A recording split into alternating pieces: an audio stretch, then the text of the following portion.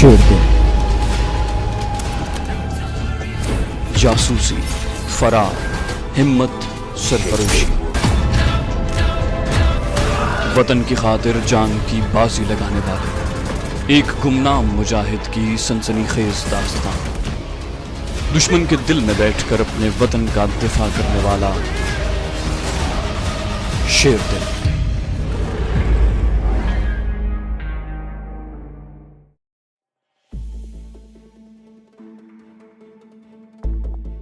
रात आधी हो चुकी थी। कोहर आलूद सर्द रात में सभी लोग जल्दी सो गए थे। मेरी नजर डोगरा मेजर अर्जुन सिंह के क्वार्टर पर जमी हुई थी। इस क्वार्टर के कमरों में भी अंधेरा था, सिर्फ अकबी लॉन के बरामदे वाला बल्ब जल रहा था। मुझे ख्याल था कि हो सकता है जब सांप मेजर की बीवी वर्षा को डसे तो उसकी आंख खुल जाए और डर के मारे चीखे। फिर सोचा कि उनके बेडरूम में भी अंधेरा है। सांप वर्षा के लिहाफ में पाँव की तरफ से घुसकर उसके टखनों पर डसेगा और डसने के फौरन बाद लिहाफ से निकलकर बाहर को भागेगा। वर्षा की आंख खुल भी गई तो अंधेरे में बालिश्त भर के सांप को देख न सकेगी। मुमकिन है जहर के असर से उस पर फौरन बेहोशी तारी हो जाए और उसके साथ सोए हुए डोगरा मेजर को खबर भी न हो सके कि उसकी बीवी सांप के डसने से बेहोश हो चुकी है। लेकिन इसके बिल्कुल उलट हुआ। कोई 5 मिनट के बाद मेजर अर्जुन सिंह के क्वार्टर में से औरत की चीख बुलंद हुई।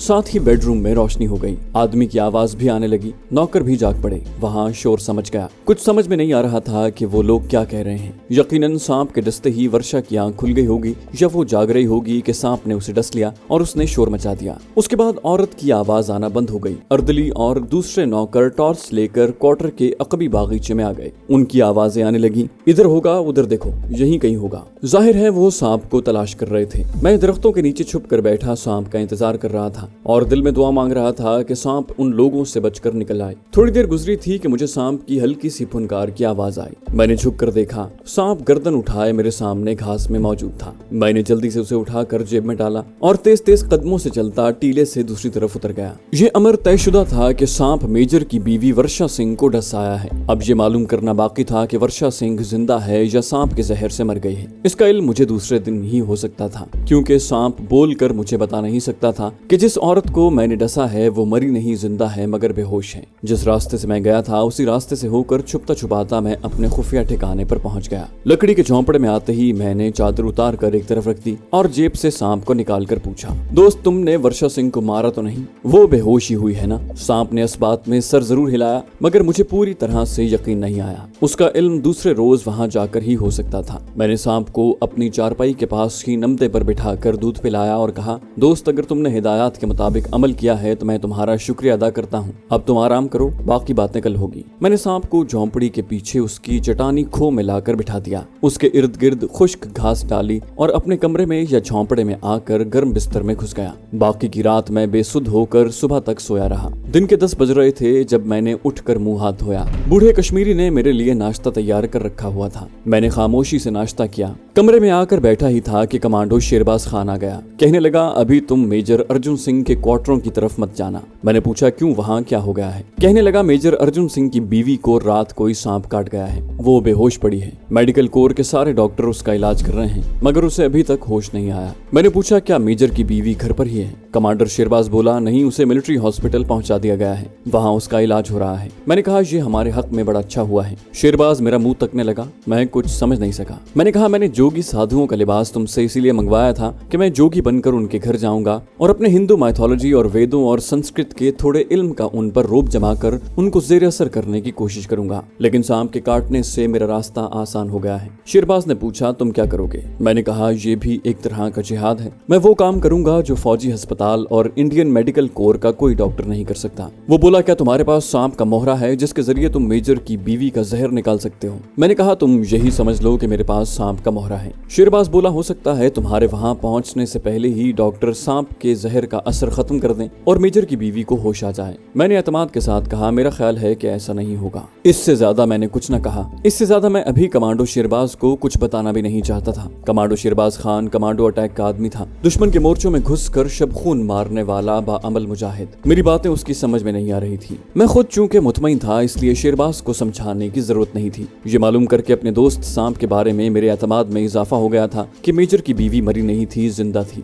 इसका मतलब था कि सांप ने मेरी हिदायत के मुताबिक अमल किया था और ये बात भी साबित हो गई थी कि जब तक मैं मेजर की बीवी का इलाज नहीं करूंगा वो बेहोश ही रहेगी। उसके साथ ही साथ मुझे ये ख्याल भी थोड़ा थोड़ा परेशान कर रहा था कि सांप के कांटे के ऐसे ऐसे इंजेक्शन तैयार हो चुके हैं कि अगर बर वक्त मरीज डॉक्टर के पास पहुंच जाए तो उसे इंजेक्शन लगाकर मरने से बचाया जा सकता है। चुनाचे इस ख्याल के पेश नजर मैं वक्त जाया नहीं करना चाहता था। मैंने जल्दी जल्दी अपना बहरूप साधुओं जोगियों वाला बना लिया। सारे कपड़े जोगियों वाले और माथे पर लगाने वाले तिलक का सुर्ख रंग और करमंडल वगैरह। कमांडो शेरबाज पहले ही वहां ला चुका था। मैं 15-20 मिनट में पूरा साधु बनकर तैयार हो गया। शेरबाज मुझे बेनियाजी से देख रहा था। लगता था कि उसे मेरी लाइन ऑफ एक्शन पर इतना ज्यादा भरोसा नहीं था। कहने लगा, तुम तो बिल्कुल साधु बन गए हो, क्या अभी मिलिट्री हॉस्पिटल जाओगे? मैंने कहा, नहीं, मैं मिलिट्री हॉस्पिटल नहीं जाऊंगा, मैं मेजर अर्जुन सिंह के घर जाऊंगा। शेरबाज बोला, वहां जाकर क्या करोगे? मेजर की बीवी तो फौजी हॉस्पिटल में बेहोश पड़ी है। मैंने कहा, मेरे एक इशारे पर वो लोग मेजर की बीवी को उठाकर घर ले आएंगे। मेरे पास एक जबरदस्त तिलिस्मी मंत्र है। कमांडो शेरबाज हंसने लगा। बोला, मेरा ख्याल है तुम खाना मेरे साथ खा लो, हो सकता है मेजर अर्जुन सिंह के यहाँ तुम्हें खाने को भुना हुआ गोश्त न मिले। मैंने भी हंसते हुए कहा, मैं जो कहूंगा वहाँ आ जाएगा, चलो मैं चलता हूँ। मैं मकान से निकल कर पीछे जो घाटी की ढलान थी उस तरफ जाने लगा तो कमांडो शेरबाज की आवाज आई, उस तरफ से क्यों जा रहे हो? सीधी सड़क पर से जाओ, तुम्हें इस भेस में कोई नहीं पहचानेगा। मगर मुझे तो पीछे घास फूस की झोंपड़ी के करीब चट्टान की खो में सांप बैठा हुआ था, उसे साथ लेना था। मैंने कहा, तुम ठीक कह रहे हो, लेकिन मैं एहतियात से काम लेना चाहता हूँ। पीछे आकर मैंने अपने दोस्त सांप को हथेली पर रखा और कहा, मेरे दोस्त, तुम्हारा शुक्रिया अदा करने के लिए मेरे पास अल्फाज नहीं है। तुमने वही किया जो मैंने तुम्हें कहा था। क्या तुम मुझे बता सकते हो कि जिस औरत को तुम डस कर आए हो उसके जिस्म का जहर तुम चूस भी लोगे? मैं सांप को बड़े गौर से देख रहा था। सांप ने इस बात में सर हिलाया। मुझे बड़ी खुशी हुई क्योंकि मेजर अर्जुन सिंह और उसकी बीवी को अपने जेर असर लाने के लिए मेरे पास सबसे बड़ा हरबा यही था। उसके बाद सांप से एक सवाल पूछना बहुत जरूरी था। मैंने उससे पूछा, दोस्त, मेजर की बीवी के जिस्म से तुम्हारे जहर चूसने से पहले उसको होश नहीं आ जाएगा? सांप ने दूसरी मर्तबा सर को दाएं बाएं हिलाया। मैं हैरान भी हुआ और खुश भी। हैरान इसलिए कि ये सांप मेरी बातें किस कदर सही तौर पर समझ रहा था, और खुशी इस बात की कि मेजर की बीवी होश में नहीं आएगी जब तक कि मैं अपनी करामत नहीं दिखाता। मैंने सांप को उठा लिया और कहा, मेरे दोस्त, तुम भी मेरे साथ कश्मीर के जिहाद में शरीक हो। आजादी कश्मीर और पाकिस्तान की सलामती के मिशन के तुम भी एक मुजाहिद हो। मैं तुम्हें अपने साथ उस औरत के घर लिए जा रहा हूँ जिसको रात तुमने डसा है। वहाँ पहुंचकर जब मैं तुम्हें कहूंगा तो तुम उसके जिस्म में से अपना सारा जहर चूस लेना। मैंने सांप को उस गोदड़ी में डाल लिया जो मैंने अपने कंधे के साथ लटकाई हुई थी। ये गोदड़ी भी गेरुए रंग की साधुओं वाली थी। उसी रंग का मेरा चोला भी था। पाँव में जूती थी और कंधों पर मैंने कश्मीरी लुई डाल रखी थी। जोगी लोग तो लोई नहीं रखते, मगर मैं असली जोगी नहीं था। मुझे सर्दी लग रही थी। मैं टीले की उतराई उतरकर श्रीनगर शहर को जाने वाली सड़क पर आ गया। मेरे एक हाथ में लोहे की सलाख वाला त्रिशूल था। गले में रेठों की मालाएं थी। कलाइयों में कांच के कड़े थे। माथे पर शिव देवता के पुजारियों वाले तिलक का निशान था। इस मिशन पर मुझे अपने साथ कमांडो चाकू या पिस्तौल ले जाने की जरूरत नहीं थी। मेरा सबसे बड़ा हथियार मेरा दोस्त सांप मेरे पास था। ये मिशन जासूसी का मिशन था, कमांडो ऑपरेशन का मिशन नहीं था। कमांडो ऑपरेशन का मिशन उसके बाद शुरू होने वाला था, जब हमें ये मालूम हो जाता कि Indian army high command Srinagar शहर से दूर जंगल की पहाड़ियों के ज़ेरे जमीन किस किस्म का पुरस्कार प्रोजेक्ट शुरू कर रही है। मैंने एक बस पकड़ी और श्रीनगर के एक चौक में जाकर उतर गया। यहाँ से मैं पैदल ही फौजी हेडक्वार्टर की तरफ चल पड़ा। फौजी हेडक्वार्टर के पीछे मेजर अर्जुन सिंह का ऑफिसर क्वार्टर था। भारत में लोग सपेरों के पीछे भी लग जाते हैं क्योंकि वो बीन बजा रहा होता है, लेकिन जोगी साधुओं की तरफ उस वक्त तक कोई ध्यान नहीं देता जब तक कि उनके साथ किसी को कोई काम न पड़े। वैसे भी भारत के शहरों में आवारा गाय बैलों की तरह जोगी साधु लोग आम देखने को मिलते हैं। हिंदू लोग साधुओं की इज्जत भी करते हैं और जैसा कि मैं पहले बयान कर चुका हूँ कि उनकी बद्दुआओं से डरते भी बहुत हैं। उनका अकीदा है कि अगर कोई जोगी या साधु नाराज होकर बद्दुआ दे दे तो उसकी बद्दुआ लग कर रहती है। इसी तरह हिंदू लोग गाय और बैल का भी बेहद एहतराम करते हैं। गाय को तो वो माँ के बराबर समझते हैं और बैल का इसलिए एहतराम करते हैं कि नंदी बैल देवता शिवा का पसंदीदा और महबूब बैल था जिसकी वो सवारी किया करता था। चुनाचे शिव देवता के मंदिरों में नंदी बैल के बड़े बड़े बुत बने होते हैं। मुझे किसी सीआईडी का खतरा नहीं था। जोगी साधुओं से सीआईडी वाले हिंदू अहलकार भी घबराते हैं कि क्या खबर जिस जोगी को वो मफरूर मुल्जिम या जासूस समझकर पीछा कर रहे हैं वो असली जोगी साधु निकल आए और उनको बद्दुआ दे दे। मैं बड़े इत्मीनान के साथ साधुओं की तरह चलता ऑफिसर्स क्वार्टर्स वाली छोटी सड़क पर आ गया। जहाँ 6 क्वार्टर छोड़कर मेजर अर्जुन सिंह का क्वार्टर था। क्वार्टर के बाहर एक फौजी गाड़ी खड़ी थी। गाड़ी के पास एक फौजी जवान मौजूद था। मैं साधुओं की तरह शान बेनियाजी से चलता फौजी के सामने जा खड़ा हुआ। जाते ही मैंने रोबदार आवाज में पूछा, क्या इस क्वार्टर में एक सांप ने किसी औरत को काटा है? फौजी जवान भी हिंदू था। साधुओं और जोगियों का एहतराम करना उसके खून में शामिल था। बोला, हाँ महाराज, यही वो क्वार्टर है। मैंने त्रिशूल वाला हाथ बुलंद करते हुए कहा, उस महिला को हमारे सामने लाओ, हम अभी उसको ठीक करेगा। फौजी जवान बोला, महाराज, वो मेजर साहब की धर्मपत्नी है। मेजर साहब उसे अस्पताल ले गए हैं। मैंने जानबूझकर ऊंची आवाज में कहा, मूर्ख, वो अस्पताल में मर जाएगी। उसका इलाज हमारे सिवा और किसी के पास नहीं है। उसे हमारे पास लाओ। मेरी आवाज सुनकर अंदर से दो औरतें बाहर निकल आईं। उनमें एक जरा जवान थी और दूसरी बूढ़ी थी। मैं चाहता था कि मेरी आवाज सुनकर अंदर से कोई आ जाए। बूढ़ी औरत ने हाथ जोड़कर कहा, महाराज, मेरी छोटी बहन की बच्ची को सांप ने काटा है। वो अस्पताल में है महाराज। मैंने अपना जुमला दोहराते हुए कहा, मूर्ख बहन, तुम्हारी भांजी अस्पताल में स्वर्गवास हो जाएगी। अगर उसकी जिंदगी चाहते हो तो उसे फौरन मेरे पास लाओ, हम उसका इलाज कर देंगे। अस्पताल वाले कुछ नहीं कर सकते। दूसरी औरत भी हाथ बांधे खड़ी थी। कहने लगी, महाराज अंदर आ जाएं, मैं भी अस्पताल मेजर साहब को फोन करती हूँ। मैं यही चाहता था। मैं अंदर चला गया। उन्होंने मुझे एक सजे सजाए खूबसूरत कमरे में सोफे पर बिठा दिया। मैं उलख निरंजन का विरद करने और सर हिलाने लगा। जल्दी फोन करो मेजर साहब को। सांप का जहर औरत के जिस्म में फैल चुका है। देर कर दी तो वो परलोक से धार जाएगी। जवान औरत टेलीफोन करने लगी। वो घबराई हुई भी थी और इस्तराब की हालत में भी थी। फिर उसने किसी से कहा, हेलो, कौन? अर्जुन भैया। उसने मेजर अर्जुन को बताया कि एक धर्मात्मा साधु आया है जो वर्षा को ठीक कर देगा। भगवान के लिए उसे लेकर यहाँ आ जाएं। दूसरी तरफ से फौजी डोगरे ने झिड़क दिया होगा, जिसके जवाब में जवान औरत उसकी मिन्नत समाजत करने लगी कि वर्षा बहन अस्पताल में मर जाएगी। साधु महाराज ने कह दिया कि उसे फौरन जहाँ ले आओ। जब मैंने ये सूरत हाल देखी तो जवान औरत से कहा, फोन मुझे दो। मैंने फोन हाथ में लेते हुए रोबदार आवाज में कहा, सुन अर्जुन सिंह, तेरी पत्नी को शिव महाराज की अग्नि सांप ने काटा है। हम तेरी पत्नी को ठीक करने आए हैं। उसे लेकर फौरन हमारे पास आ जा। देर कर दी तो तेरी पत्नी मर जाएगी। और मैंने फोन बंद कर दिया। कोई 10 मिनट के बाद एक गाड़ी बाहर आकर खड़ी हुई।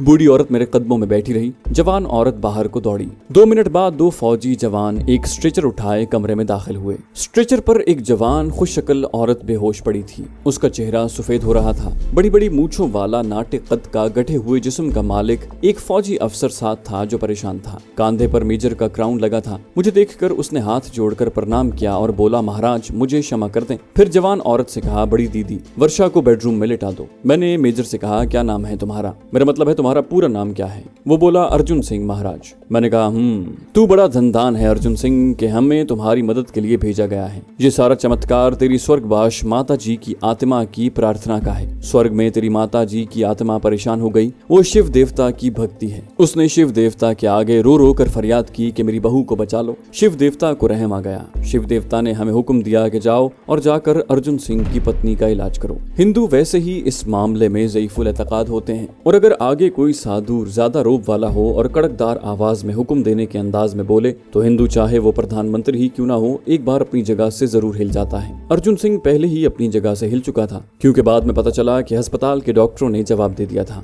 आधी रात से लेकर दिन के 12 बजे तक वो वर्षा का इलाज करते रहे थे, मगर कोई नतीजा नहीं निकला था। वर्षा का सांस भी उखड़ने लगा था। डोगरा मेजर तो मेरे पांव पर गिर पड़ा। बोला, महाराज, आप अंतर्यामी हैं, मेरी पत्नी को बचा लें। डॉक्टरों ने उसे जवाब दे दिया है। मैंने कड़क कर कहा, अर्जुन सिंह, सुन अर्जुन सिंह, तुम क्या समझोगे? तुम मूर्ख हो, नादान हो तुम। चलो अंदर चलो, हम तुम्हारी पत्नी को देखेंगे। अर्जुन सिंह मेजर मुझे बड़े अदब से बेडरूम में ले आया। बेडरूम भी बड़ी खूबसूरती से सजा हुआ था। दीवारों पर भारतीय और हॉलीवुड की एक्ट्रेसों की नीम उरियां तस्वीरें लगी हुई थी। बड़ा अय्याश इंडियन मेजर था ये। वर्षा बेड पर बिल्कुल सीधी बेहोश पड़ी थी। गर्दन तक कीमती गर्म कंबल पड़ा था। उसका सर एक तरफ को ढलका हुआ था। मैंने यूं ही वर्षा की नब्ज देखी और सर को नफी में हिलाते हुए कहा, अर्जुन सिंह, तुमने बहुत देर कर दी अर्जुन सिंह, अब कुछ नहीं हो सकता। अर्जुन सिंह और बूढ़ी औरत तो मेरे पांव पर गिर पड़े और इल्तिजाएं करने लगे कि मैं किसी तरह वर्षा को बचा लूं। मैं पूरी अदाकारी कर रहा था। मैंने त्रिशूल ऊपर उठाते हुए कहा, बस पीछे हट जाओ। दोनों जल्दी से पीछे हट गए। मैंने कहा, मुझे ध्यान लगाने दो। शिवजी महाराज के चरणों में जाकर उनकी आज्ञा लेनी होगी। उसके साथ ही मैंने आंखें बंद कर ली और ओम नमः शिवा के अल्फाज 3 बार बोले और चुप हो गया। मैंने जोर से सांस ऊपर खींच लिया। मैं बहुत बेमालूम अंदाज में सांस ले रहा था। वहां बैठे हुए लोग यही समझ रहे थे कि मैंने दम रोक लिया है, जिस तरह साधु लोग आम तौर पर हब से दम किया करते हैं। कोई 3 मिनट इसी हालत में रहने के बाद मैंने आंखें खोल दी और मुस्कुराकर अर्जुन सिंह की तरफ देखा। सुन अर्जुन सिंह, शिव जी महाराज ने तुम पर अपनी खास कृपा की है। तेरी पत्नी अब ठीक हो जाएगी। की। मेजर और दोनों औरतें तो खुशी से निहाल हो गईं। मेजर की बीवी वर्षा की हालत वाकई ऐसी थी कि लगता था मरने वाली है। मेरे दोस्त सांप का जहर वाकई बहुत मोहलक था। हालांकि उसने उसके जिस्म में सिर्फ उतना जहर दाखिल किया था कि जिससे वो सिर्फ बेहोश हो जाए। मैं भी अब ज्यादा देर नहीं करना चाहता था कि कहीं सारे किए कराए पर पानी न फिर जाए। मैं उठकर वर्षा के करीब कुर्सी बिछवा कर बैठ गया। कुछ ड्रामा करना भी जरूरी था। मैंने अर्जुन सिंह से कहा, अर्जुन सिंह जल्दी से एक प्याली में अपने हाथ से दूध डाल कर ले आ। वो दौड़ता हुआ बाहर निकल गया। मैंने संस्कृत के जो 6-7 श्लोक मुझे याद थे ऊंची आवाज में पढ़ने शुरू कर दिए।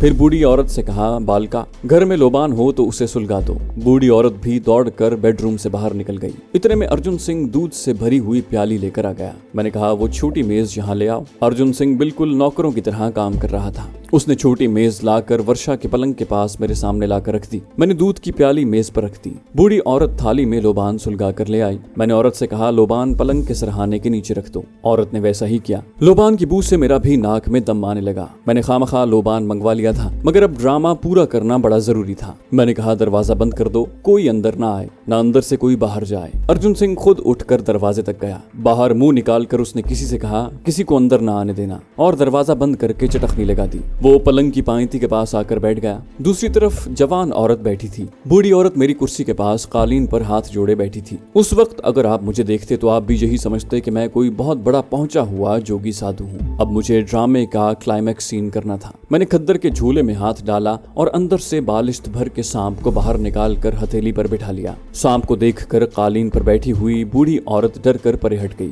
मेजर अर्जुन सिंह और जवान औरत पलंग की पायती से उठ खड़े हुए। ये सब लोग मेरी हथेली पर बैठे हुए सांप को डरी डरी निगाहों से देख रहे थे। मैंने सांप से मुखातिब होकर कहा, मेरे विश्वामित्र अग्नि सांप के साथी, शिवजी महाराज के हुक्म पर इस औरत के जिस्म में अग्नि सांप ने जितना जहर दाखिल किया है वो सारे का सारा चूस ले। दिल में दुआ मांग रहा था कि या अल्लाह पाक, तू जानता है कि मैं ये सारा ड्रामा किसी रुपए पैसे के लालच में नहीं कर रहा। मैं जो भी कर रहा हूँ दुश्मन के पाकिस्तान और आजादी कश्मीर की जिद्दोजहद के खिलाफ जो भी नापाक अजाइम हैं उन्हें तबाह बर्बाद करने के लिए कर रहा हूँ। तू हर शय पर कादिर है। सांप को हुक्म दे दे कि वो औरत के जिस्म से सांप का जहर चूस ले। अगर उस वक्त सांप मेरी बात न मानता और मेरी हथेली पर ही बैठा रहता तो मुझे किस कदर जिल्लत और नदामत उठानी पड़ती, लेकिन अल्लाह पाक ने मेरी इज्जत रख ली। सांप मेरा हुक्म सुनते ही मेरी हथेली पर से उछलकर बेहोश औरत के जिस्म पर कंबल के ऊपर गिरा और उसके पांव की तरफ रेंगने लगा। औरत यानी मेजर अर्जुन सिंह की पत्नी वर्षा के पांव कंबल के अंदर थे। सांप पांव के पास जाकर बैठ गया।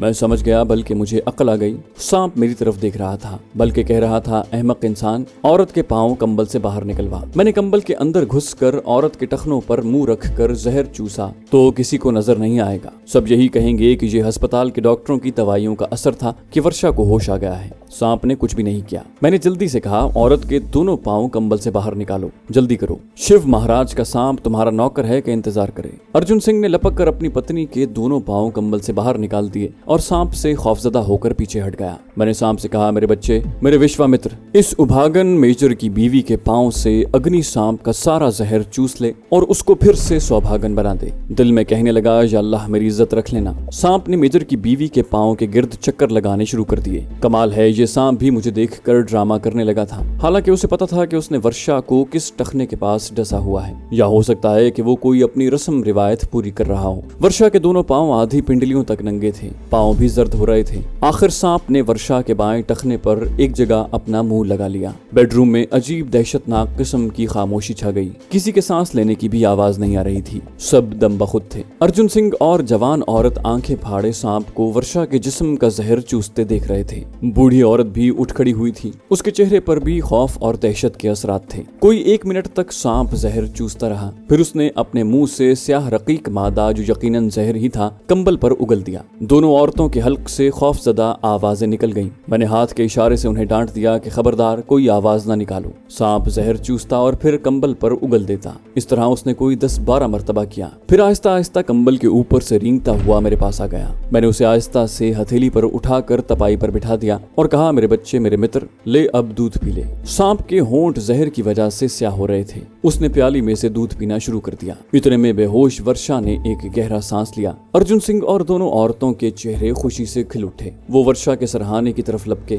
मैंने उन्हें डांट दिया, खबरदार, अभी उसके करीब मत जाना। तीनों जहां तक आए थे वहीं रुक गए। मैंने कहा, पहले मेरे बच्चे को, मेरे विश्वामित्र को दूध पी लेने दो। अर्जुन सिंह और बूढ़ी औरत ने हाथ बांध कर कहा, जय शिव शंकर की जय। वो अपनी जगह पर साकित होकर खड़े थे और वर्षा को होश होश में आते देख रहे थे। मैं दिल में खुदा का शुक्र अदा कर रहा था। वर्षा ने अपने सर को 2-3 बार दाएं बाएं फेरा, फिर आंखें खोल दी। दोनों औरतें और अर्जुन सिंह मेरे हुक्म के मुंतजिर थे कि मैं उन्हें हुक्म दूं तो वो वर्षा की तरफ बढ़ें और उसको मुबारकबाद दें, उसे गले लगाएं। वर्षा ने मुझे भी देखा, सांप को भी देखा जो दूध पी रहा था। उस पर दहशत तारी हो गई। उसने आंखें बंद कर ली और खुश्क सहमी हुई आवाज में कहा, यही सांप था, यही सांप था। वो सच्ची थी। जब सांप ने उसे डसा था तो उसको टेबल लैंप जलाकर पलंग से उतरकर कालीन पर रेंगते हुए देख लिया था। मैंने फौरन कहा, मूर्ख औरत, ये वो सांप नहीं है, वो अग्नि सांप था। ये सांप शीतल सांप है। ये शिव देवता ने तुझे बचाने के लिए भेजा है। उस सांप ने तुझे हलाक करने के लिए डसा था। इस सांप ने तेरे बदन का सारा जहर चूस कर तुझे फिर से जिंदा कर दिया है। वर्षा आंखें खोलकर दूध पीते सांप को देखने लगी। बोली, हाँ महाराज, आप ठीक कहते हैं, वो दूसरा सांप था। मुझे नींद आ रही है। मैंने उसके खावद अर्जुन सिंह और दोनों औरतों से कहा, इसके साथ रहो, दिलासा दो, देवताओं ने इसको दोबारा जिंदगी दी है। अर्जुन सिंह और दोनों औरतें वर्षा के पास जाकर उसको हौसला, दिलासा और तसल्लियां देने लगी। वर्षा कमजोर आवाज में कह रही थी, मुझे नींद आ रही है। बूढ़ी औरत ने कहा, पुत्र, इसे सोने न देना, जहर फिर से असर करने लगेगा। मैंने उसे झिड़क दिया, माई, तुम कौन होती हो कोई हुक्म देने वाली। फिर मैंने अर्जुन सिंह से कहा, अर्जुन सिंह, अपनी पत्नी को बेशक सो जाने दो, जब ये सोकर उठेगी तो तरोताजा हो जाएगी। हाँ, इसके लिए 3 चूजों की यखनी तैयार करके रख लेना। जब ये उठेगी तो हम इसे खुद पिलाएंगे। इसके जिस्म की खोई हुई ताकत वापस आ जाएगी। मेजर अर्जुन सिंह फौरन बेडरूम के दरवाजे की तरफ दौड़ा ताकि चूजों की यखनी तैयार करने का ऑर्डर दे दे।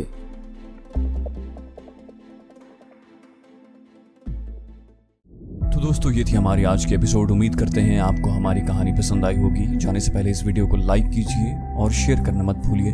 कमेंट करके हमें बताइए कि आपको हमारी वीडियो कैसी लगी। और अगर अभी तक आपने इस चैनल को सब्सक्राइब नहीं किया तो इसे सब्सक्राइब कीजिए और बेल आइकन दबाकर ऑल नोटिफिकेशंस ऑन कर लीजिए।